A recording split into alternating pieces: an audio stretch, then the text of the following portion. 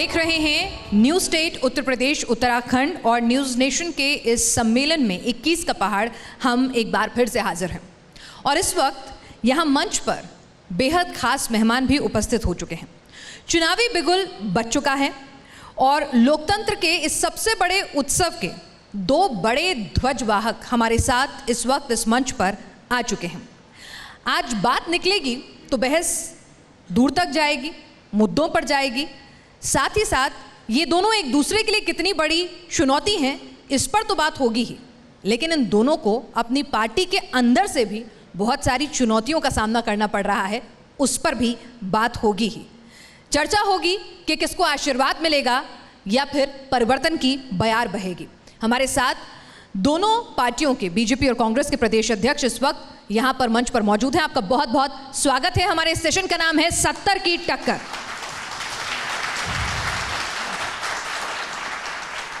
सबसे पहले मदन कौशिक जी, आपका स्वागत करूंगी। भाजपा के प्रदेश अध्यक्ष हैं, कद्दावर नेता हैं, कैबिनेट मंत्री के तौर पर महत्वपूर्ण जिम्मेदारियां निभा चुके हैं और राज्य में पहली बार कहा जा रहा है हमेशा पहाड़ से ही अध्यक्ष होता था, लेकिन इस बार फॉर्मूला बदला है। जोरदार स्वागत मदन कौशिक जी का। कांग्रेस अध्यक्ष गणेश गोदियाल जी भी हमारे साथ यहां पर मौजूद हैं। तेज तर्रार नेता हैं, बद्रीनाथ केदारनाथ समिति के अध्यक्ष रह चुके हैं। आपने पहले ही चुनाव में बीजेपी के कद्दावर नेता को जब हराया तो सुर्खियां भी बटोरी, नाम भी कमाया। तो ये युवा चेहरा क्या कुछ कमाल दिखाएगा अपनी पार्टी के लिए, इस पर भी बात होगी। तो यहां पर मैं एक एक विषय आपके सामने रखूंगी। सवाल पूछने की मुझे लगता है आप दोनों जब खुद ही बैठे हुए हैं तो जरूरत कम ही पड़ेगी मुझे।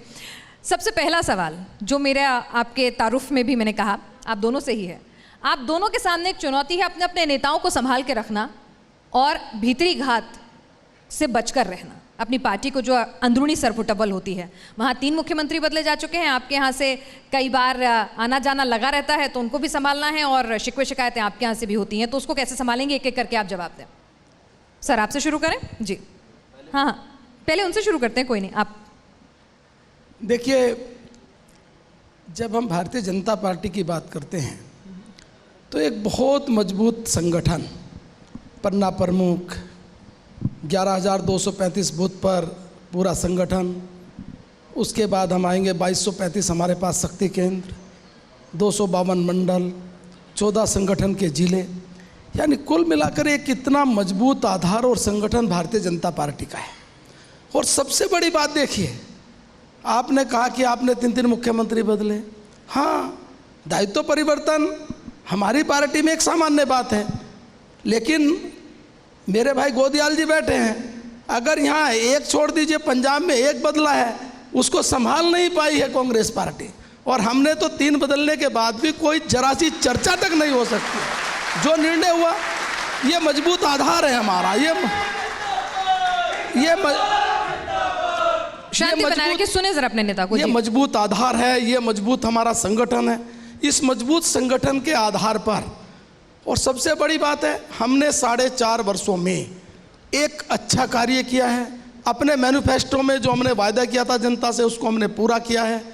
और नरेंद्र मोदी जैसा दुनिया का सबसे मजबूत नेता आज भारतीय जनता पार्टी के पास है, जिन्होंने भारतीय लोकतंत्र को पूरी दुनिया में जिस प्रकार मजबूत किया है, वो हमारा गौरव है, वो हमारे पास है। चलिए, तो नारा भी था जी, इसलिए मैं कह सकता हूँ ये मजबूत संगठन। इसलिए अनुशासनहीनता है आपकी पार्टी में या फिर लोकतंत्र है कि पंजाब में इतना बवाल बचा हुआ है? और पंजाब के नाम से याद आया, रावत जी लौटेंगे? ये दूसरा सवाल है आपका। आपका पहले सवाल का मुझे पहले जवाब देने दीजिए। पहली बात कि आपने ये पूछा कि आप दोनों के, मतलब मेरे लिए भी कहा और हमारे भाई कौशिक जी के लिए भी कहा कि आप दोनों के लिए अपनी अपनी पार्टियों में जो चुनौतियां हैं जी, उसको कैसे आप निपटेंगे, जो मकसद था आपका। मैं आपको स्पष्ट करना चाहता हूं कि मुझे कांग्रेस अध्यक्ष बने हुए आज 2 महीने का समय हुआ है और इस 2 महीने के समय के आधार पर, मेरे अनुभव के आधार पर मैं ये कह सकता हूँ कि मुझे विरासत में कांग्रेस का एक मजबूत संगठन मिला है। गांव-गांव तक कांग्रेस का संगठन है और मजबूत स्थिति में है। मैं इससे पहले अपने निवर्तमान अध्यक्ष जी को धन्यवाद देना चाहता हूं और उससे पूर्व अध्यक्ष जी को भी धन्यवाद देना चाहता हूं। और मैं उम्मीद करता हूं कि इस संगठन की मजबूती की विरासत को मैं आगे भी जो मुझे रिप्लेस करेंगे उन तक मैं पहुंचाऊंगा और मजबूत स्थिति में पहुंचा सकूं, मैं ऐसी कोशिश करूंगा। नंबर 1 बात। नंबर 2 बात कि आपने कहा, मेरे भाई कौशिक जी ने सीधा इस प्रश्न के उत्तर को पंजाब से जोड़ दिया। पंजाब में एक दलित माँ के, एक गरीब माँ के दलित बेटे को अगर कांग्रेस पार्टी ने मुख्यमंत्री बनाया है तो आपकी पार्टी को पेट में दर्द क्यों हो रहा है? ये आप भी स्वतंत्र हैं, ये भी स्वतंत्र हैं कि वो दलितों के उत्थान के लिए कोई योजना लाएं। और सीधा मैं निवेदन करना चाहूँगा हमारे भाई कौशिक जी से, ये बहुत महत्वपूर्ण समय है। आगे आने वाले 80-85 दिनों के भीतर आचार संहिता लगने जा रही है और मैं उम्मीद करता हूं कि इससे पहले इसी स्थान पर एक दूसरे चैनल पर हम लोगों ने बैठकर जो चर्चा की थी उसके सकारात्मक परिणाम सामने आए। हम विपक्ष में हैं, हमारा काम है प्रश्न करना, आप सत्ता पक्ष में हैं, आपका काम है उत्तर देना और जहां पर कमी रह गई उसको दूर करना ताकि अंततोगत्वा इस प्रदेश की जनता का भला हो सके। चलिए आपने मैं एक छोटा सा उत्तर देना चाहूँगा। एक सवाल मैं इनसे भी एक सेकंड का उत्तर देना चाहूँगा। देखिए, आज तक पिछले देश की आज़ादी के बाद अनुसूचित जाति के लिए केवल आपने नारे दे देकर ही उनको बहकाने का काम किया है। आपने पहले दिन कहा हमने अनुसूचित भाई को पर मुख्यमंत्री बनाया, हमने भी कहा अच्छा स्वागत है। दूसरे दिन कहा लेकिन चुनाव के बाद तो सिद्धू बनेगा, ये भी आपने ही कहा। आप किसका मूर्ख बना रहे हैं? आप मुझे बताइए, आपके 2 बयान 2 दिन में लगातार आए हैं और आप मुझे बताइए वो आप ही के नेता थे। आप उत्तराखंड की बातों पर आइए, ये आप ही के नेता ने हमारी पार्टी फैसला करेगी आगे चुनाव के बाद कि क्या होगा। पार्टी फैसला करेगी, उस दिन नेता ने हमने नहीं कहा। मैं निवेदन करना चाहता हूँ कि उत्तराखंड का चुनाव सामने है, उत्तराखंड का चुनाव सामने है और उत्तराखंड का चुनाव सामने है। ये आवश्यक है कि आप उत्तराखंड की बात करें, आप पंजाब की बात छोड़ दीजिए। आप कांग्रेस का दलित प्रेम का ढोंग है, आप उत्तराखंड पे आइए। ये दलित उत्तराखंड पर आप आना नहीं चाहते। नहीं, चलिए ठीक है, शांति ढोंग करते आ रहे हैं, एक मिनट, दलितों के साथ ढोंग करते। अरे भाई सवाल तो ले जाने दीजिए, मेरा सवाल प्रेम इनके लिए नहीं है, सवाल ढोंग करते आ रहे हैं दलित प्रेम। अरे ठीक है, दलित प्रेम का ढोंग है ये। अरे भाई शांत, दलित प्रेम को लेकर ये ढोंग कर रहे हैं। एक मिनट, इनके लिए प्रेम नहीं है, दलित प्रेम का कोई ढोंग कर रहे हैं ये। मैं चाहूंगी आप अपने समर्थकों का जरा एक बार शांति, पीछे इनके आप लोग भी पीछे शांत हो जाइए जरा। मेरा अगला मुद्दा जो है जरा सुन लीजिए। ठीक है। अरे आप लोग देखिए, शांत हो जाइए, प्लीज शांत हो जाइए। दोनों पार्टियों के कार्यकर्ताओं से, नेताओं से मेरा अनुरोध है। सर 1 मिनट रुकिए, 1 मिनट रुकिए। क्या उत्तराखंड पे बात करते हैं? उत्तराखंड पे लौटती हूँ मैं उत्तराखंड पे लौटती हूँ। देवभूमि है, देवभूमि है। एक मिनट, ऐसा है भारतीय जनता पार्टी आप से, सुनिए सर, भारतीय जनता पार्टी से बहुत काबिल व्यक्ति आपकी बात रखने के लिए यहाँ बैठे हैं और उसी प्रकार कांग्रेस से मैं भी अपने को समझता हूँ कि मैं आप सबकी बात यहाँ रख सकता हूँ। तो कृपया अगर आप लोग कौशिक जी, यही अनुरोध आपसे भी, आप अपने कार्यकर्ताओं को समझाएं। सुनिए, ऐसा है, पीछे जो हमारे भारतीय जनता पार्टी के समर्थक भाई बैठे हैं, आपकी बात को मजबूती से रखने के लिए बहुत काबिल साथी मेरे यहाँ बैठे हुए हैं और इसी प्रकार सुनिए, इसी प्रकार कांग्रेस के पक्ष को रखने के लिए मैं मजबूती के साथ यहाँ बैठा हूँ। इसलिए आप लोग एक मिनट, आप लोग भरोसा रखिए अपने नेताओं पे सर। जितना सहयोग करेंगे उतनी अच्छी चर्चा हमारी हो पाएगी। बहुत बहुत शुक्रिया और भरोसा रखिए अपने नेताओं पर। तालियों से स्वागत कीजिए उनका, ना कि आप उनके लिए उनकी एवज में मत बोलिए, वो काबिल हैं। अब जरा अगला सवाल, क्योंकि इसी से निकला हुआ सवाल, दलित राजनीति की बात हो रही थी। हरीश रावत जी ने कहा वो आंखों से एक सपना देखते हैं, सपना उत्तराखंड की भूमि पर भी दलित चेहरे का। तो भाई वो सपना तो पूरा वो भी कर सकते हैं जब पंजाब में पूरा हुआ तो। क्यों नहीं? अगर उन्होंने कहा है तो निश्चित रूप में वो पूरा करने का सपना देखते हैं। उन्होंने ये कहा कि मैं चाहता हूं कि मेरे जीते जी उत्तराखंड में भी हम किसी दलित भाई को यहाँ का मुख्यमंत्री देखें।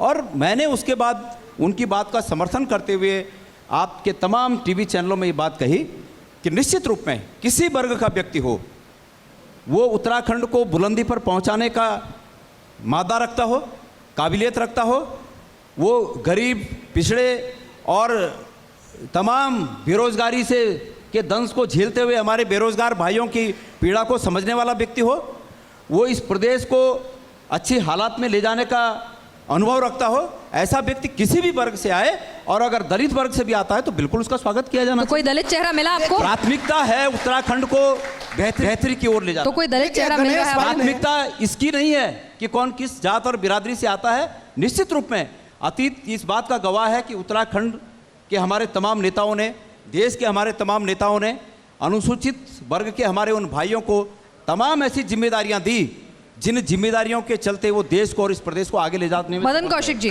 मैं उदाहरण के लिए अतीत में बता दूं, इस देश में जो सबसे बड़ा काम दलितों के हित में हुआ वो संविधान सभा में डॉक्टर भीमराव अंबेडकर को संविधान बनाने का जिम्मा दिया। वर्तमान में आते हैं किसने दिया? बाबा साहब का सम्मान है। बात का द्योतक वर्तमान में आते हैं। कांग्रेस पार्टी दलितों की, उनके दुख दर्द को समझने वाली पार्टी है, उनकी हितैषी है।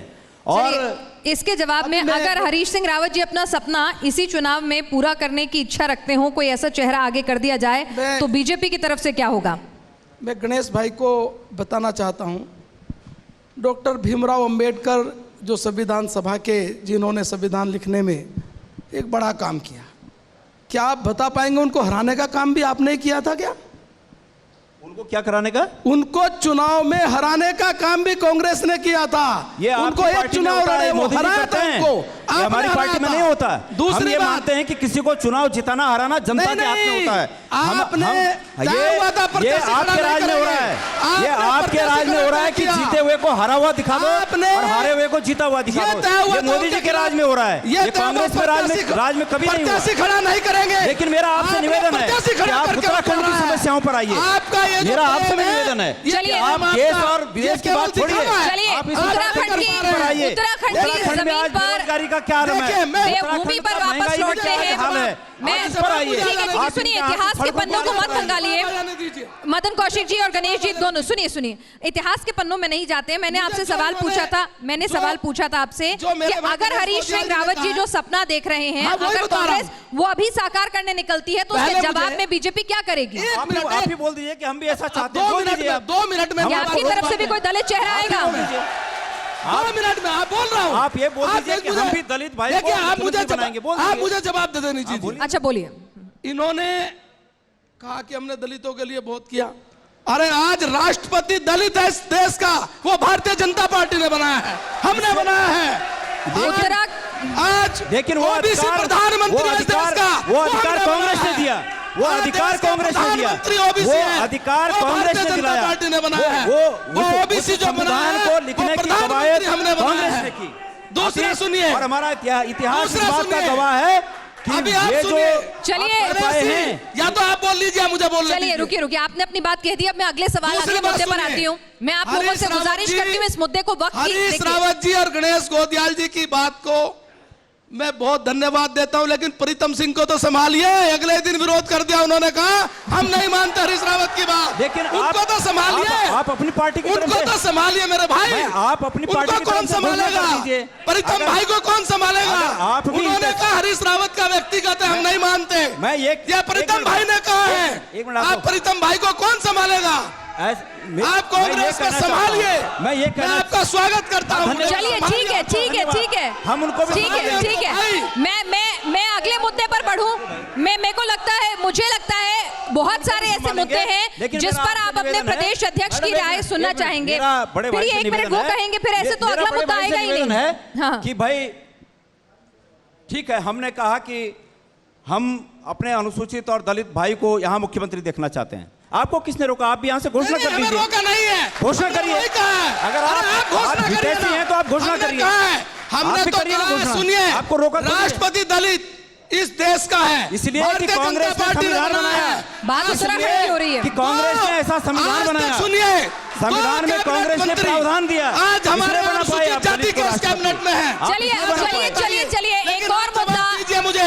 एक और मुद्दा रोका अपने लोगों को। चलिए ठीक है, विरोध करने खड़े। चलिए ठीक है। कोई सुनिए, विरोध नहीं है। आपकी बात मानी किसने है गणेश भाई? प्रीतम सिंह जी को सुनिए। आपको गंभीरता से नहीं ले रहे हैं सुनिए ना, पार्टी में उसको। सुनिए ना, चलिए ठीक है, ठीक है। उन्होंने कहा कि 2002, 2007, 2012 में क्यों नहीं कौशिक जी, मदन कौशिक जी, अगले मुद्दे पर बढ़े। गणेश गोदियाल जी, मैं आप दोनों से सुनिए ना, प्रदीप टमटा जी मुझे उम्मीद है कि इस चुनावी साल में आप लोग चाहेंगे कि आपके नेता और भी मुद्दों पर बात करें। आप नहीं रोक पाए उनको। सर, आज आप गणेश जी और मदन कौशिक जी, सुनिए, वाकई दलितों आप के सुन ही हितैषी नहीं रहे। हैं। आप वाकई दलितों के हितैषी हैं। चलिए ठीक है, तो ठीक है, आप- ठीक है, आप इस भारतीय मुद्दे को जनता पार्टी के छोड़िए। अध्यक्ष मेरे के पास हैसियत से बहुत सारे यहाँ मुद्दे हैं घोषणा जिन पर करें आप बहस कि कर आप सकते किसी हैं। दलित को मुख्यमंत्री लेकिन आप बनाएंगे। आप बताइए घोषणा मुझे करिए। आपने क्या मदन कहा? कौशिक जी, आपको किसने रोका है? मदन कौशिक जी, आप करिए घोषणा। मदन कौशिक जी और गणेश जी, मेरे पास बहुत सारे मुद्दे हैं जिन पर आप ऐसी गर्मा गर्म बहस कर सकते हैं, लेकिन उत्तराखंड की मेरा राजनीति आपसे के लिए निवेदन है कि उत्तराखंड के जी, विकास के मुद्दे पर आप बिल्कुल आइए। विकास के आप मुद्दे पर देश भी प्रदेश आएंगे। छोड़िए। उत्तराखंड के यहाँ विकास के के मुद्दे पर विचार आ आइए। जाए।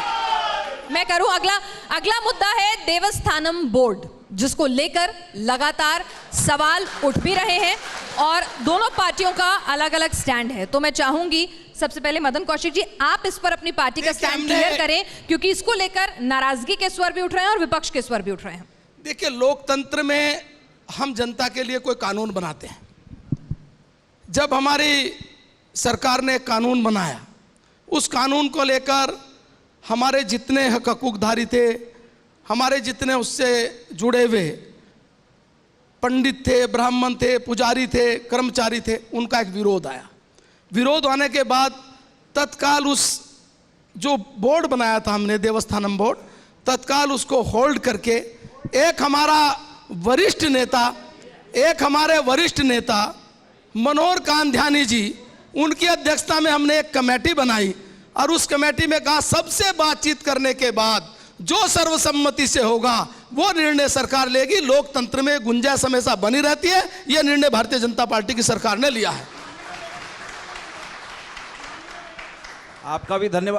आपका भी धन्यवाद और ताली बजाने वालों का भी धन्यवाद। अब मैं आपको कहता हूं, पहली बात, भारतीय जनता पार्टी की इस वर्तमान सरकार को ये एक्ट बनाने के लिए किसने आवेदन किया? जो लोग सड़कों पर बैठे हैं, जो आंदोलन कर रहे हैं कि हमारी मांगे पूरी करो, उसकी तरफ तो आप पीठ दिखाए बैठे हो, उसकी तरफ तो आप देखने को तैयार नहीं हो। और एक मिनट, ताली बाद में बजाना भाई, ताली मत बजाइए, ताली। और जिसकी किसी ने मांग ही नहीं की, आपने जबरदस्ती वो एक्ट थोप दिया। और आपके पूर्व मुख्यमंत्री जी इस बात को कई बार कह चुके हैं कि हमने इसलिए ये एक्ट बनाया कि वहाँ मंदिरों में बहुत पैसा आता है और इतना पैसा आता है कि उससे पूरी सरकार चल सकती है। इसका अर्थ सीधे सीधे ये है कि आपकी नज़र धर्म के अनुसार जो हमारी परंपराएं हैं उनके संवर्धन पर नहीं है, आपकी नज़र पैसे पर है। देखिए, एक मिनट, एक मिनट, मेरा प्रश्न आ जाने दीजिए। एक मिनट, मेरा यह कहना है कि सरकारों को इन तीर्थों के विकास के लिए और यात्रा की सुविधा में इजाफा करने के लिए, उन योजनाओं को लागू करने के लिए किसने रोका? कभी किसी ने नहीं रोका। केदारनाथ पुनर्निर्माण का कार्य हरीश रावत जी मुख्यमंत्री थे तब शुरू हुआ, किसी ने नहीं रोका। आज बद्रीनाथ में मास्टर प्लान के तहत कुछ काम शुरू करने का विचार चल रहा है, कोई नहीं रोक रहा है। लेकिन ये बोर्ड बनाने की जरूरत क्या थी? आपकी नजर धर्म के रूप में बेहतरी करने की नहीं थी, आपकी नजर पैसे पे थी। देखिए गणेश और भाई, ये आपके पूर्व मुख्यमंत्री जी के व्याख्यानों में, जवाब ले लेते गणेश हैं। भाई, उनके मैं आपको बयानों में बताऊं, है। आप उस परिषद के अध्यक्ष के मैं तौर पर काम अध्यक्ष कर रहा हूं, बिल्कुल। ये विचार, आप चूंकि उस समय संभवतः विधायक थे, मैं भी था। हाँ, पंडित नारायण दत्त तिवारी जी ने इस सारे विषय को एक बार रखा था, याद होगा आपको। पंडित नारायण दत्त तिवारी जी ने, हाँ, इस सारे विषय को कि इस प्रकार का एक बोर्ड बनना चाहिए। नहीं, हम लोग, बिल्कुल मैं नहीं, बता रहा, पहले सुन लीजिए, बिल्कुल नहीं। उसके बाद आप विचार रखिए ना, पहले मुझे हाँ, जवाब। ठीक है, आप बोलिए। जब ये बोर्ड बना, इस बोर्ड में तो आप ये मानकर चलिए, सरकार किसी भी रूप में बोर्ड बनाने के समय का एक पैसा भी सरकार के अकाउंट में नहीं जाने वाला। ये सारा उन मंदिरों पर ही खर्च किया जाएगा। जो पैसा आएगा, जो सरकार देगी वो भी, जो सरकार के बाहर आएगा वो भी। लेकिन चूंकि लोकतंत्र में एक गुंजाइश हमेशा बनी रहती है, जब हम कोई कानून बनाते हैं, यदि इस कानून को लेकर जनता के बीच में से कोई आवाज आती है, कौशिक जी, आप ये पहले सीधे स्वीकार करिए कि गलती हुई है। पहले मैं बता दूं ना, आप पहले समझिए, ये गलती हुई, पहले समझिए। आप गुमराह करने की आप कोशिश सुन लिए पहले भाई, आप पहले सुनना पड़ेगा। मेरी सुनिए, कैसे आप पहले सुनिए, ऐसा है पैसा नहीं लेंगे, ये कोई बात ही पैसा नहीं लेंगे। आपके मुख्यमंत्री ने बयान दिया है, जो मैंने एक्ट में कहा, एक्ट की बात बता रहा हूं। ये कहिए कि मुख्यमंत्री ने बयान नहीं दिया, बोले ना, नहीं आप ये कहिए नहीं पढ़ा, आप ये कहिए कि पूर्व मुख्यमंत्री ने बयान नहीं दिया, पढ़ना पड़ेगा पहले। मुख्यमंत्री ने कहा कि वहां बहुत पैसा आता है, पढ़ने के बाद अगर बोलते मुझे करना होता। आपने एक्ट में परंपराओं को बिल्कुल दरकिनार कर दिया है, परंपराओं हमारी धार्मिक आस्था को ठेस पहुंचाई है सरकार और इसको किसी भी कीमत पे मंजूर नहीं करेंगे। गणेश भाई, जब सरकार ने ये एक्ट बनाया, सरकार ने एक्ट बनाते हुए अब क्यों आपने समिति बनाई? इसलिए बनाया कि विरोध आया लोकतंत्र में आता है, पहले भी आया। हाँ, तो हमने कहा ना, विधानसभा में जब एक्ट बन रहा था कांग्रेस की तरफ से तब भी विरोध आया। मनोज रावत जी ने इसकी गुंजाइश बनी रहती है, इसको समिति में भेजा जाए, समय बिल्कुल नहीं माना गया।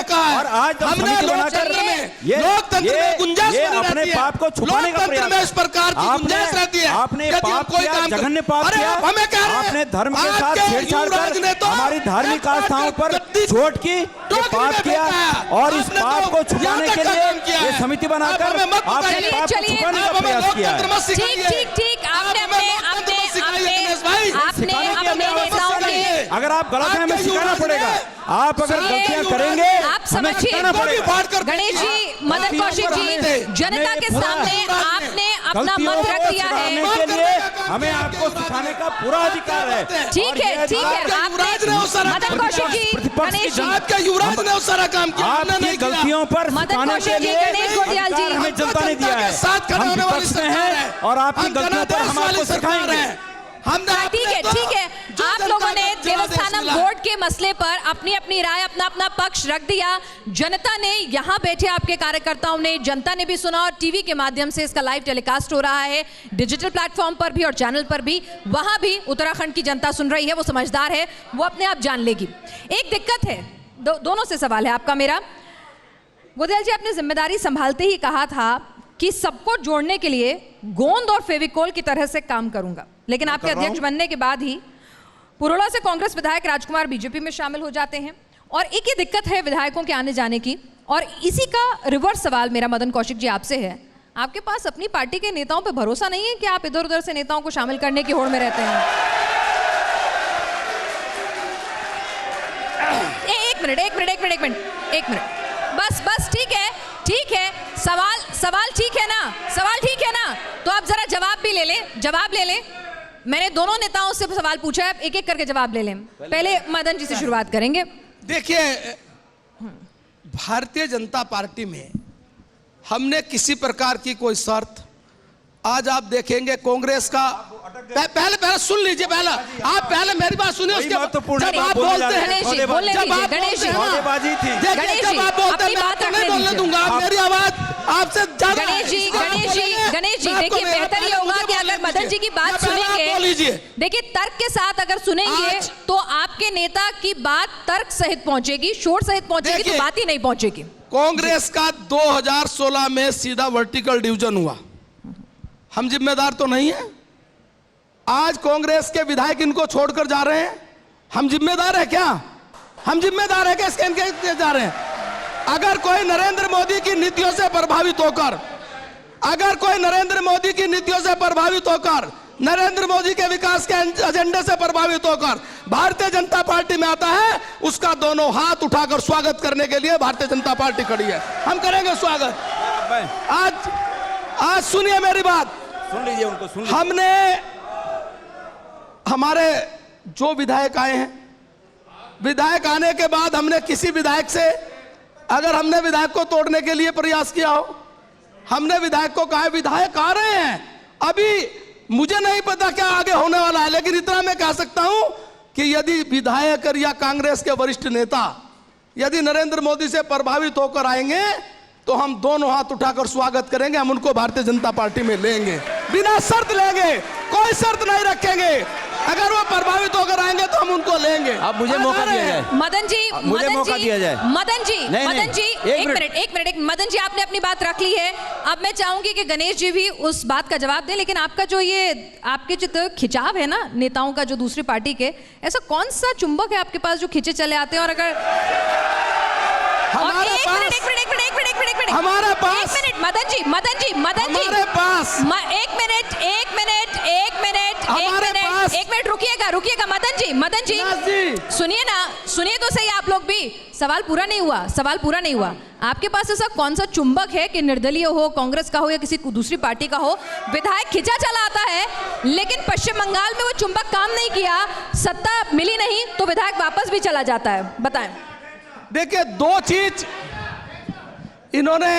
आपने दो चीज पूछी है।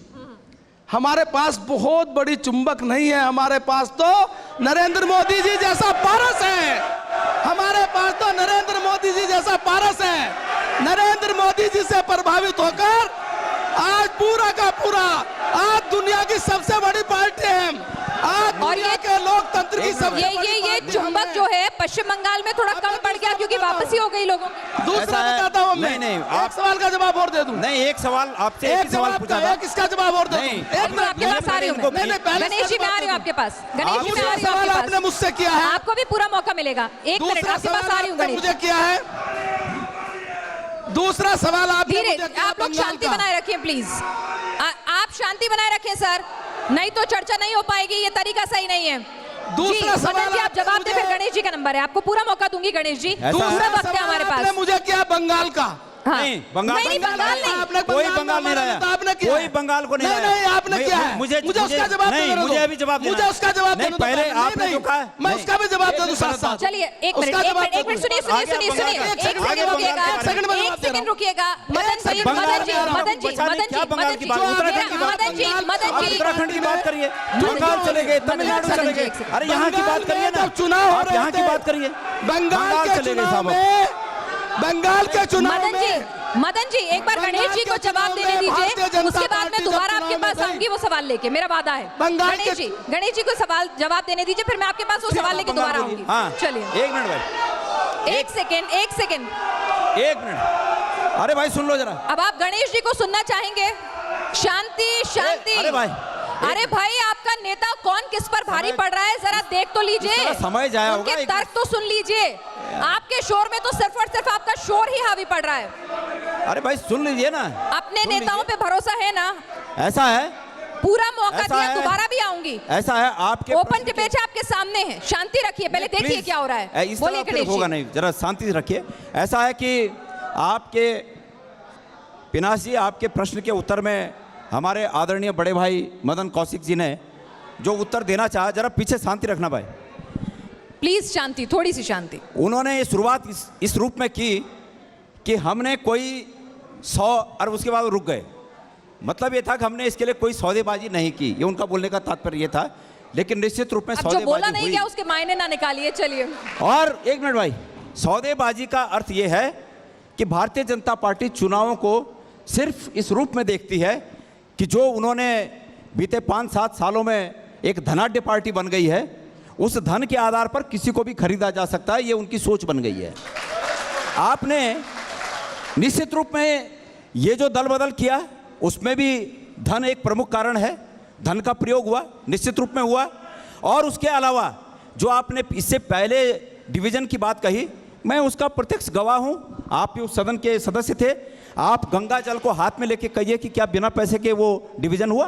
अरे आप गंगा जल को हाथ में लेके कहिए। आप हरीश रावत जी की वो वीडियो देखिए, आप वो वीडियो देखिए। मैं वो भी वीडियो देखूंगा, मैं वो भी देखूंगा। वीडियो में हरीश रावत जी कह रहे हैं कमाओ, लूटो, राज्य को लूटो। एक मिनट, वो वीडियो तो देखिए। एक मिनट, आप वो वीडियो देखिए। एक मिनट, मैं वो वीडियो भी देखूंगा, मैं वो भी देखूंगा।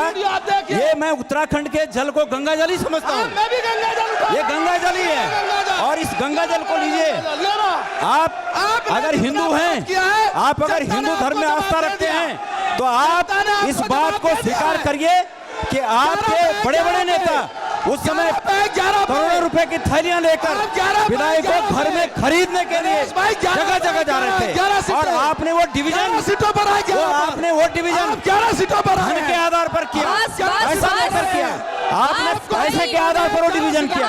और आपकी धन शक्ति आज तक कांग्रेस पार्टी को तोड़ने में लगी हुई है।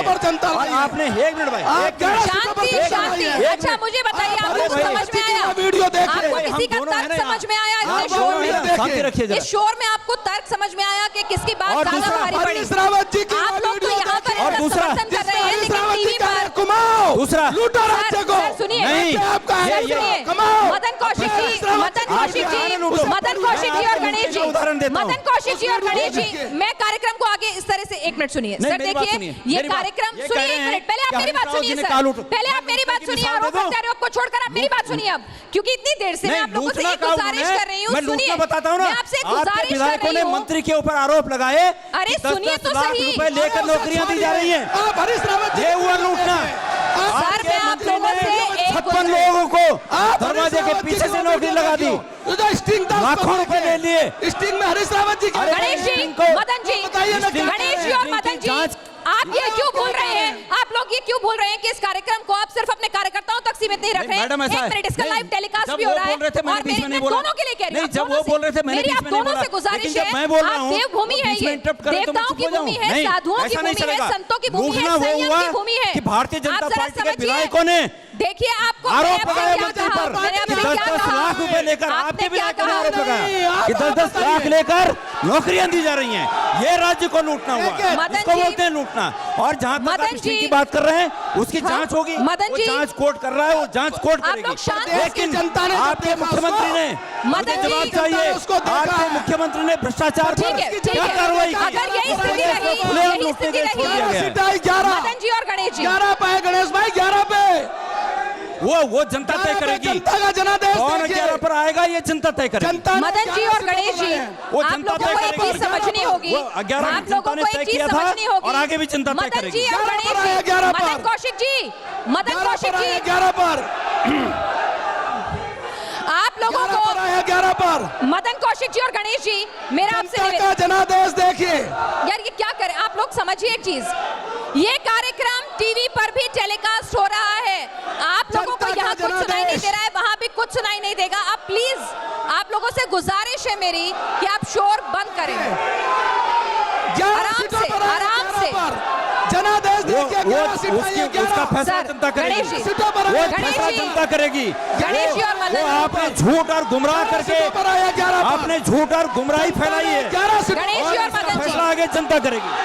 11 पर गणेश जी, सीटों मदन पर जी, आए। आप दोनों से गुजारिश है। उसका फैसला जनता करेगी। 11 सीटों पर आया, 11 पर बैठ जाइए, बैठ जाइए, बस बस आगे की चर्चा करते हैं। मैं नहीं नहीं, आगे की चर्चा करते हैं। पर आया, लेकिन 11 पर। प्रश्न के बीच में उनको ठीक है, ठीक है, भैया के बिल्कुल, बीच में ना बोले। मदन जी, ए भाई, मदन जी, बैठो यार, मदन जी, बैठ जाओ। मदन जी, मदन जी, हेलो 11 सीटों पर आए जनता ने, 11 पर हेलो, 2016 के बाद अरे बैठ जाओ, उनको बिठाओ। अरे बैठो, बैठो भाई, बैठो, बैठ जाओ, बैठ जाओ। अरे भाई, आप लोगों को क्या हम पर विश्वास नहीं है? अरे भाई, आपको कौशिक जी पर विश्वास नहीं है? मेरे भाजपा के दोस्तों, आपको उन पर विश्वास है कि नहीं है? क्या आप लोगों का यही अनुशासन ए है? भाई बैठ जाइए यार। यही अनुशासन है? अपने प्रदेश अध्यक्षों की मौजूदगी में आपसे बार बार गुजारिश हो रही है कि आप उनको सुनिए। इस तरह से आप लोगों का यही अनुशासन है, तो एक जना तो चुप कराइए, एक जना तो बड़ापन दिखा। मदन जी, देखिए, गणेश भाई ने कहा कि 2016 में, एक मिनट मदन जी, पहले आप इनको शांत कराइए, उसके बाद बात करेंगे।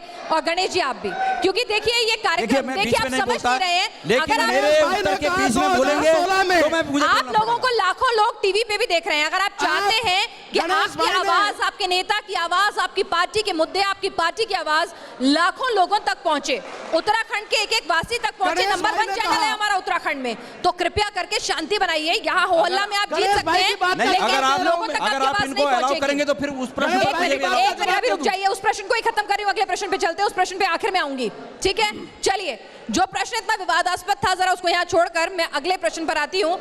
और अफसोस की बात यह है कि अगला प्रश्न भी ऐसे ही हीटेड आर्ग्यूमेंट वाला होने वाला है, तो इसीलिए प्लीज पहले ही कह रही हूँ कि आप नहीं लोग भाई, मेरी संयम बात बरतिए। सुनिए। मेरा अगर आपसे वादा है और हमारे आप दोनों कांग्रेस से, के पक्ष के लोग सुनिए आप अगर दोनों आपको से मुझ पर विश्वास है हाँ। तो शांति बनाए रखें। ठीक है। और ऐसे ही हमारे भाजपा के मित्र हैं, अच्छा ठीक है। कौशिक जी पर विश्वास है तो वो भी शांति। और सुनिए, आप लोग यहाँ बैठे हैं, मदन जी और गणेश जी, आप लोगों के ऊपर जिम्मेदारी है अनुशासन अपनी पार्टी में, अपने काडर में, नेताओं में बनाए रखने की, तो जरा उनको अनुशासन में रखिए। और मेरी आप दोनों से गुजारिश है, क्या? जब मैं एक दूसरे से सवाल कर रही हूँ, अगर मदन जी से सवाल किया है तो गणेश जी बीच में ना बोले, और गणेश जी से सवाल किया है तो मदन जी बीच में ना बोले। बिल्कुल। ठीक है, अब चर्चा को दोबारा आगे बढ़ाते हैं। अगला मुद्दा भू कानून, उसको लेकर बीजेपी की अपनी अलग मत है, कांग्रेस का अपना अलग मत है। कांग्रेस की तरफ से कहा जाता है कि भाई हिमाचल जैसा कानून दे दीजिए। बीजेपी के ऊपर आरोप लगते हैं कि उन्होंने उसे कमज़ोर किया,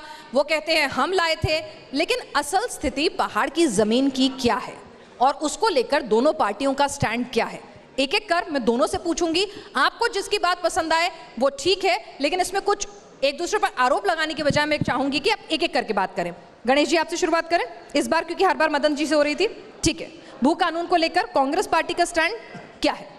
देखिए, देवस्थानम बोर्ड कानून के ही समान भू कानून की भी किसी ने मांग नहीं की थी। जो पहले से प्रभावी भू कानून था वो हमारी आवश्यकताओं को 100% पूरा करता था। जितनी हमें ज़रूरत थी, जो हमें अपेक्षा थी उस कानून से, वो अपेक्षाएं हमारी पूरी होती थी। भारतीय जनता पार्टी ने, पहाड़ों में वैसे ही ज़मीनें कम हैं, पहाड़ों में जो हम संक्रमणीय अधिकार वाले भूमिधर कहलाते हैं, वो इसलिए कहलाता हूँ, आज गणेश गोदियाल अगर अपने गांव का संक्रमणीय अधिकार का भूमिधर है तो इसलिए है कि उसके बाप दादा ने 10-20 नाली जो उसके हिस्से की ज़मीन थी वो बेची नहीं और अपने आगे वाली जो जनरेशन है उसके लिए सुरक्षित रखी, और इसलिए मैं आज वहाँ का मूल निवासी और संक्रमणीय अधिकार का भूमिधर कहलाता हूँ। एक मिनट, ताली की जरूरत नहीं भाई, ताली मत बजाओ। हमें आगे आने वाली नस्लों के लिए इस बात को साबित करने के लिए कि वो वहाँ के मूल निवासी हैं, वो वहाँ के मूल वासिंदे हैं, इस बात को साबित करने के लिए अपनी उन ज़मीनों को सुरक्षित रखना बहुत आवश्यक है। और अतीत में हमारी सरकारों ने, कांग्रेस की सरकारों ने समय समय पर वो कानून लाए कि ऐसी ज़मीनें खुर्द-बुर्द न की जाएं। ये भारतीय जनता पार्टी की सरकार है, इन्होंने कह दिया कि कोई अपनी पूरी थली आसन बेच के जो है आगे के बाल बच्चों की फिक्र छोड़ के और किसी को भी बेच सकता है। पहले नियम ये था कि वो भूमि बाहर का व्यक्ति नहीं खरीद सकता। दूसरा, उत्तराखंड में जो किसान, उत्तराखंड की भूमि बाहर का किसान नहीं खरीद सकता। इन्होंने कहा वो किसान हो चाहे वो बिना किसान का हो, कोई भी व्यक्ति आके ज़मीन खरीद सकता है। और ये प्रायोजन इन्होंने अपने जो इनके भूमाफिया मित्र हैं, उन भूमाफिया मित्रों को फायदा पहुंचाने की नीयत से वो कानून ये लोग लाए हैं। और हमने ये कहा, एक मिनट में ताली मत बजाइए, हमने ये कहा है कि जिस दिन हम सत्ता में आएंगे और पहली कैबिनेट की बैठक होगी, इस कानून को तर्कसंगत बनाने के लिए हम प्रस्ताव पहली कैबिनेट की बैठक में लाएंगे। हमने वादा कर रखा है और हम उस वादे पर खड़े हैं। ठीक है। अब गणेश जी की पूरी बात सुन ली हमने, मदन जी आपका जवाब। देखिए, मैं गणेश भाई आपको 2-3 चीज़ें बताऊंगा। क्या आपकी सरकार थी, आपने कहा बाहर का कोई व्यक्ति आकर इस राज्य में 500 मीटर ज़मीन ले सकता है। हमने कहा कि 500 मीटर क्यों, घर तो थोड़े में बनता है। हमने कहा 250 मीटर लेगा। क्या हमने गलत किया है? क्या हमने कानून को गलत बनाया है क्या? ये अभी के कानून में नहीं है। ये सुनिए, पहले मैं कानून बोला था बीच में नहीं बोलेंगे। एक सेकंड, बाद में काउंटर कीजिएगा, मना नहीं कर लीजिए मेरी बात आप। हाँ, उसके बाद आपने कहा कि हमने कहा कि अपनी जमीन बेचने के लिए फ्री कर दिया। भारतीय जनता पार्टी में बनाए हुए कानून में आप एक जगह मुझे दिखा दीजिए, मैं राजनीति छोड़ दूंगा अगर आप दिखा दो कि हमने किया है। एक जगह बता दीजिए। क्या कौन सी बात कर रहे हैं? क्या दिखा दें? केवल ये बता दीजिए कि हमने कौन से कानून में बात कही है। मैं बता रहा हूं। आप बताइए हमने क्या कहा। मैं बताता हूं आपकी जानकारी के लिए। मैं बता रहा हूं। मैं बताता हूं। हमने कहा है कि पहाड़ के अंदर, जो कहा था, पहाड़ के अंदर यदि कोई व्यक्ति आकर अगर पहाड़ की प्रकृति के अनुरूप कोई उद्योग लगाना चाहता है, उस उद्योग लगाने की अनुमति हमने दी थी। लेकिन बाद में क्या हुआ, ये हमने केवल किया।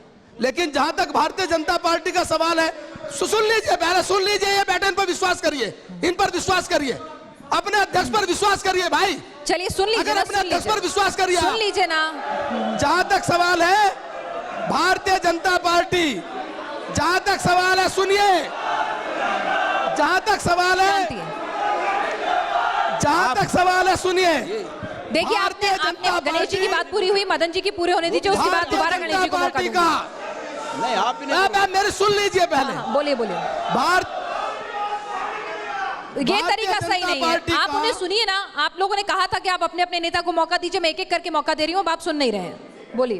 भारतीय जनता पार्टी का यह स्पष्ट मत है, कड़े से कड़ा भू कानून इस राज्य में होगा, किसी को भी बाहर से आकर अनुमति किसी रूप में नहीं दी जाएगी। यह भारतीय जनता पार्टी का मत है, कहीं कोई कमी नहीं है। जवाब दे दीजिए, स्पष्ट रूप से मत। हाँ, हाँ। हमने ये हमने देखिए 500 ये मीटर से तरीका फिर 250 वही शुरू कर मीटर, दिया आपने जी। हमने गणेश जी 500 मीटर से 250 मीटर किया, ये इसीलिए किया था।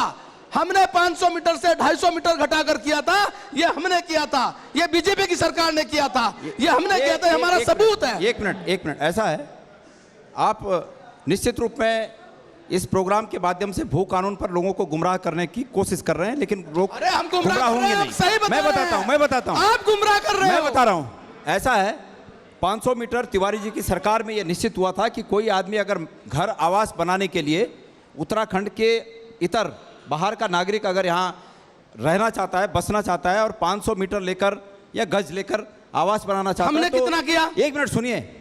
उसके बाद खंडूड़ी जी आए मुख्यमंत्री के रूप में, आप समय नहीं बता रहे हैं कि कब किया आपने और आज क्या किया वो नहीं बता रहे। मैं उसका ढंग से पोस्टमार्टम कर देता हूं ना। हाँ करो, हमने 250 मीटर किया। खंडूड़ी जी आए, हमने 250 मीटर उसके किया। बाद खंडूड़ी जी आए, हमने किया 250 मीटर। अरे भाई मैं बता रहा हूं ना, हाँ। आपकी बात को मैं कह रहा हूं। बताओ। खंडूड़ी जी आए मुख्यमंत्री के रूप में और खंडूड़ी जी ने, एक मिनट भाई, अरे भैया रुक जाओ जरा। अब आप जब हम उत्तर देंगे तो आपके लोग बोलने नहीं देंगे। मतलब योजना ये है। प्लीज चुप रहिए, चुप रहिए। देखिए सुनिए अरे, सुनिए, फिर से मैं एक ही गुजारिश कर रही हूँ, कृपया करके आप अपने नेताओं को सुनिए। भू कानून एक बहुत बड़ा मुद्दा है, उत्तराखंड के लिए अब बेहद सुनिए। गंभीर मुद्दा है। हाँ, इसे गंभीर पूरी विषय है, गंभीरता जरा और गणेश भाई संजीदगी को से सुन सुनिए, ताकि आपको पता हो कि दोनों पार्टियों का स्टैंड क्या है और उत्तराखंड के हित में क्या है। बोलिए सर। तो 500 मीटर की जो 500 मीटर की जो परमिशन तिवारी जी के मुख्यमंत्रित्व काल में जो एक्ट बना, उसके बाद बीजेपी की सरकार आई, खंडूड़ी जी मुख्यमंत्री बने और उन्होंने उस 500 मीटर को 250 मीटर कर दिया। वेरी गुड, बहुत अच्छा, एक धन्यवाद। मिनट सुनिए, उसके बाद आपकी सरकार ने क्या किया? ताली मत बजाइए, इस पर भी ताली बजाइए ना। क्या आपने माफियाओं को छूट दे दी? हमने नहीं दिया। ये इस पर ताली बजाइए, इस पर बजाइए ना ताली। परिवर्तन नहीं किया। आप गुमराह कर रहे हैं। ये इस पर ताली बजाने वाले उत्तराखंड के आप हितैषी गुमराह होने कर रहे हैं। अभी देखिए ये बीच में बोल रहे हमने गुमराह कर हैं रहे मैडम, मैडम ये बीच में बोल रहे हैं ना। नहीं सुनिए सुनिए। ये अगर बीच में बोलेंगे, ठीक है, मैं कार्यक्रम में वक्त की कमी कौशिक है, जी, वक्त की कमी कौशिक है, जी, मुद्दे और भी हैं, कौशिक तो जी, इसीलिए जल्दी से खत्म करें। कौशिक जी, सर, मैं ये गणेश कह जी, रहा हूं अगला मुद्दा भी कि आगे बढ़ना है। आपकी वर्तमान सरकार ने ये एक्ट लाकर जमीनों की खरीद फरोख्त को बिल्कुल सरकारी नियंत्रण से मुक्त करके माफियाओं को साथ दिया और आपके समर्थक ताली बजा रहे हैं। आपके समर्थक ताली बजा रहे हैं। ये है उत्तराखंड के हितैषी, ये उत्तराखंड को संभालेंगे, ये भूमाफिया समर्थक हैं। आप एक्ट पढ़िए। अगर आप मुझे बोलने नहीं देंगे तो मैं भी फिर आपको बोलने नहीं दूंगा। इसलिए मेरा ये कहना है कि आपकी वर्तमान सरकार ने, दोनों नेताओं आपकी सरकार ने ऐसा एक्ट लाए, ठीक है, एक्ट के क्या भू कानून, उद्योग के लिए उसमें संशोधन हुआ। कितने उद्योग लगे? नहीं लगे तो नहीं गई। बतेरे लोगों ने, अनगिनत लोगों ने पहाड़ों में जमीनें खरीदी। एक उद्योग लगाओ, मुझे बता दीजिए, एक सिंगल उद्योग लगा, एक सिंगल कई उद्योग लगाओ। मैं आपको बता दूं, रुद्रप्रयाग में, मैं बता दूं, रुद्रप्रयाग में आपके उद्योग लगाने की जमीन जो कांग्रेस के समय में उद्योग विभाग ने अर्जित की थी, उन पर आज तक उद्योग लगाया आपने। और पहाड़ में उद्योग लगाने चले, आप खेती की जमीन में उद्योग लगाने चले और उन जमीनों के अधिग्रहण पर आप ताली बजा रहे हो। सुनिए दोनों, सुनिए मेरी बात। कार्यक्रम के आखिरी हिस्से में हम पहुंच रहे हैं। आप लोगों के इस गहमा गहमी में कुछ महत्वपूर्ण मुद्दे छूट भी गए हैं, लेकिन एक मुद्दा है आम आदमी पार्टी की एंट्री और उसके वादों का। अब वो दोनों आमने सामने आप लोगों के लिए ये मुद्दा। एक सेकंड मेरा आपसे अनुरोध है, फ्री बिजली के मुद्दे पर आप मुझे प्रश्न करने दीजिए, उनको जवाब देने दीजिए। नहीं, एक मिनट सुनिए ना, मेरा भी तो काम मेरे को भी करने दीजिए ना कुछ काम। तो मैं भी आई हूँ दिल्ली से इतनी दूर प्रश्न करने के लिए। प्रश्न करने का हमारा विपक्ष के रूप में अधिकार है। नहीं, आप आपके लिए रैलियां हैं, ये मंच मेरा रहने दीजिए, यहाँ मुझे ही प्रश्न करने दीजिए। सुनिए, अब ये गणेश भाई बताइए, मेरे से फ्री छोटे, इनको बिजली का अधिकार वादा हो रहा है, फ्री बिजली का वादा हो रहा है, तो पहले पिछले सवाल का जवाब आपने पहले दिया था, इसका इनसे लेती हूं मदन जी से, फ्री बिजली के वादे को कैसे काउंटर करेंगे आप?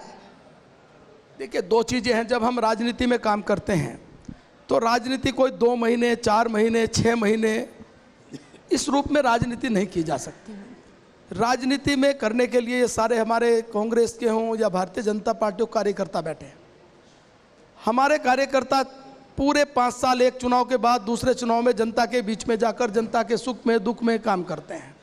एक बड़ा मजबूत फ्री संगठन बिजली और देंगे कि आधार, नहीं? वक्त की कमी है इसीलिए, फ्री बिजली एक देंगे कि मजबूत नहीं? बड़ा संगठन और आधार बनाकर काम करते हैं। नहीं, लेकिन देंगे या नहीं देंगे? आकर और इस प्रकार के वायदे करके कि हम फ्री क्या देंगे, मतलब फ्री नहीं देंगे। ये राज्य, सुनिए, हाँ, ये राज्य हमारा है, ये राज्य यहाँ की जनता का है।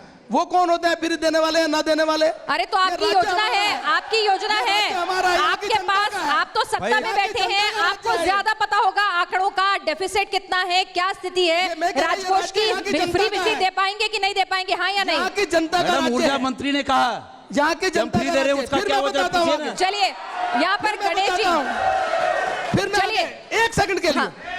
इसके बाद कांग्रेस का एक बयान आया। मैं कांग्रेस का बयान इस रूप में नहीं लेना चाहता। उन्होंने कहा कि आने वाले मैनिफेस्टो में हम ये रखेंगे। इन्हीं के दूसरे नेता ने कहा कि उनका व्यक्तिगत राय है। 1 सेकंड पहले सुन लीजिए, पहले सुन लीजिए। रुकिए, ये तरीका नहीं है। कांग्रेस गणेश जी, को- गणेश जी, कांग्रेस अगर कांग्रेस का कांग्रेस क्या को- स्टैंड है इस मुद्दे पर? सुन लीजिए। एक आप सेकंड, बैठिए। आपने बीजेपी का स्टैंड सुन लिया, जरा कांग्रेस का स्टैंड भी सुन लीजिए, कांग्रेस का स्टैंड भी सुन लीजिए। देखिए, ये तरीका नहीं है, ये तरीका नहीं है। नहीं, आप लोगों, प्रदेश अध्यक्ष आपके मौजूद हैं, अनुशासन बनाए रखिए। कांग्रेस के इन्हें बड़े बड़े नेताओं की महत्वाकांक्षाओं को संभालना है। नहीं, ये तरीका नहीं है। गणेश जी, क्या स्टैंड है आपका? बोलिए। अरे भाई, एक मिनट, कांग्रेस के आप गणेश जी को बोलने दीजिए। फ्री बिजली के मुद्दे पर कांग्रेस, एक सेकंड, फ्री बिजली के मुद्दे पर कांग्रेस का स्टैंड, फ्री बिजली के मुद्दे पर कांग्रेस का स्टैंड। सुनाई नहीं दे रहा है। मुझे कार्यक्रम बंद करना पड़ेगा। अगर यही हाल रहे तो मुझे कार्यक्रम बंद करना पड़ेगा। मुझे अपने कार्यक्रम को यही खत्म करना पड़ेगा अगर आप लोगों ने अनुशासन नहीं रखा। क्या फ्री बिजली के मुद्दे पर मैं आप चाहते हैं कि कांग्रेस का स्टैंड आपके सामने रखूं या नहीं? बताइए गणेश जी, फटाफट से। एक मिनट, उनका बोलने दीजिए आप। गणेश जी, आपने अपना बताया ना, बताइए। आपने बोल दिया, मैं जी, बोल- गणेश जी, आप अपना बता दीजिए, आपका पार्टी का क्या स्टैंड है? एक मिनट, ऐसा एक सेकंड, उनको भी बोलने एक दीजिए बात और हो ना। जाए। नहीं, एक मिनट, दूसरी आपको बात मौका और मिला ना ना मदन जी, आपको मौका मिला। गणेश जी, आप फटाफट से अपनी पार्टी का स्टैंड बताइए। मैं कांग्रेस के मित्र हमारे गणेश भाई। अरे भाई, जिंदाबाद बोलनी है तो उत्तराखंड जिंदाबाद बोलो। क्या पार्टियों की जिंदाबाद कर रहे हो? उत्तराखंडियत की जिंदाबाद बोलो। उन बेरोजगार